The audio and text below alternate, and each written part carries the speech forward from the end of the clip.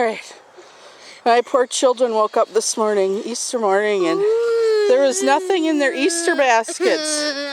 We couldn't figure out why. Sean, what was in your Easter basket today? I don't remember. Nothing, right?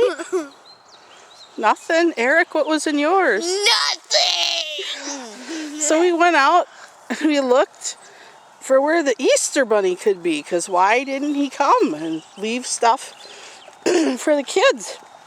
So we went on a walk, and what did we find? There he is, folks. Can you believe it? That's the Easter bunny, all right. Mama. There's his ears. Why did you rip off? Poor Easter bunny. What do you think, Sean? Not good. Not good? What do you think, Eric? It's horrible! It's disgusting! Well, Disgusting! maybe next year.